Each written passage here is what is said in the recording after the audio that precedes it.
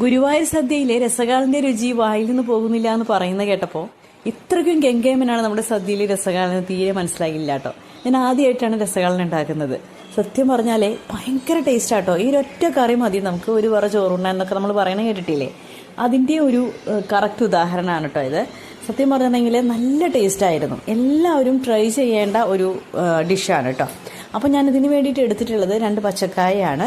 പിന്നെ ഇവിടെ വെള്ളരി എടുത്തു വെച്ചെങ്കിലും ഞാൻ എടുത്തിട്ടില്ല, അതിന് പകരം മത്തങ്ങയാണ് ചേർത്തിട്ടുള്ളത്. ഇത് ഇതേപോലെ നല്ല ചെറിയ കഷ്ണങ്ങളായിട്ട്, വല്ലാതെ ചെറുതല്ല, ഇതേപോലത്തെ കഷ്ണങ്ങളാക്കിയിട്ട് ഇട്ട് കൊടുക്കുക. അതിലേക്ക് ഞാനിവിടെ ഉണക്കമുളക് ചതച്ചത്, അതുപോലെ തന്നെ ഉലുവ ചതച്ചും കൂടി ഇട്ട് കൊടുക്കുന്നുണ്ട്. പിന്നെ ഒരു പച്ചമുളക്, 1/4 ടീസ്പൂൺ മഞ്ഞൾപ്പൊടി, ആവശ്യത്തിന് ഉപ്പ്, പിന്നെ ഇട്ട് കൊടുക്കുന്നത് തൈരാണ് കേട്ടോ. ഒരു 3 ടീസ്പൂൺ തൈര് ഇട്ട് കൊടുക്കുന്നുണ്ട്. കുറച്ച് വെള്ളവും കൂടി ചേർത്ത് നന്നായിട്ടൊന്ന് വേവിച്ചെടുക്കാം. ഇത് വെന്ത് വരുമ്പോഴേക്കും നമുക്കൊന്ന് വറവിടാം കേട്ടോ.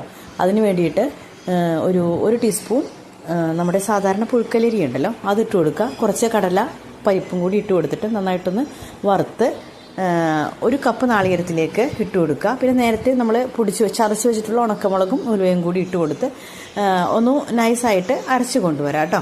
അപ്പോഴേക്കും നമ്മുടെ മത്തയും നമ്മുടെ പച്ചക്കായൊക്കെ വെന്ത് വന്നിട്ടുണ്ടായിരിക്കും. അതിലേക്ക് ഇത് ഒഴിച്ചു കൊടുക്കുക. എന്നിട്ട് ജസ്റ്റ് ഇതൊന്ന് ചൂടാക്കി എടുക്കുക കേട്ടോ. ഒന്ന് ചൂടായി വരുമ്പോൾ ഇതിലേക്ക് ഒരു 1/4 കപ്പ് അധികം പുളിയില്ലാത്ത തൈര് ഒഴിച്ചു കൊടുക്കുക. എന്നിട്ട് പിന്നെ അധികം വേവിക്കൊന്നും ചെയ്യരുത്, തിളപ്പിക്കൊന്നും ചെയ്യരുത്. ജസ്റ്റ് ഒന്ന് ചൂടായ മാത്രം മതി. എന്നിട്ട് നമുക്ക് എന്ത് ചെയ്യാം, നന്നായിട്ടൊന്ന് കടുക് വറുത്ത് കോരി ഇടാം കേട്ടോ.